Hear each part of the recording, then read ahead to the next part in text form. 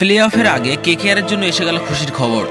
এই খবরের পর কেকেআরকে 2024 আইপিএলে চ্যাম্পিয়ন হতে আর কেউ আটকাতে পারবে না। তো বন্ধুরা, আপনারা যদি কেকেআর এর ভক্ত হয়ে থাকেন তবে ভিডিওটি আপনারই জন্য। কি খুশির খবর এলো কেকেআর এর জন্য, আর তার ফলে কতটা সুবিধা হবে কেকেআর এর, জানার জন্য একটি লাইক দিয়ে ভিডিওটি শেষ অবধি দেখুন।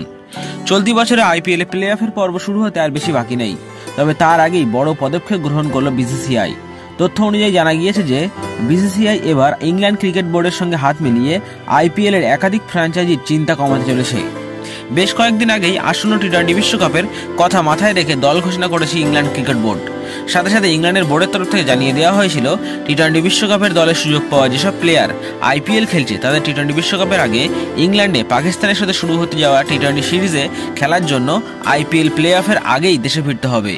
আর এহেন সিদ্ধান্তে পরেই চাপে পড়ে গিয়েছিল কেকেআর ম্যানেজমেন্টের ওপর।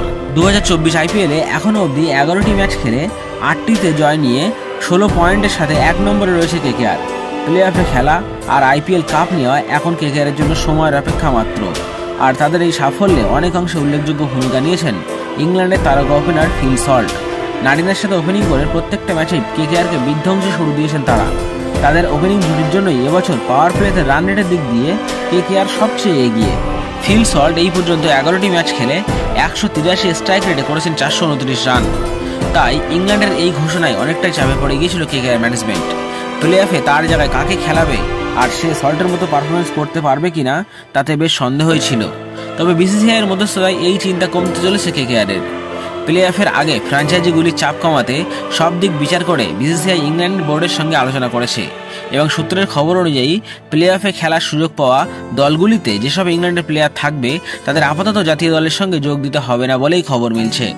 আইপিএল নিলামের আগে ইংল্যান্ড বোর্ড প্লেয়ারদের যে ছাড়পত্র দিয়েছিল তার জোরেই বিসিসিআই ইসিবির সাথে আলোচনা করে এই সিদ্ধান্ত নিয়েছে। আর এর ফলে কেকেআর এর ফিল সল্টকে ছাড়তে হবে না প্লে অফ পর্যায়ে। তো বন্ধুরা, বিসিসিআই যে পদক্ষেপ নিয়েছে তাতে কেকেআর এর কতটা সুবিধা হবে বলে আপনার মনে হয়? আর তাছাড়া কেকেআর বাদে আর কোন কোন দলেরও এর জন্য সুবিধা হবে বলে আপনার মনে হয়? কমেন্ট করে আপনার মতামত জানান আমাদের।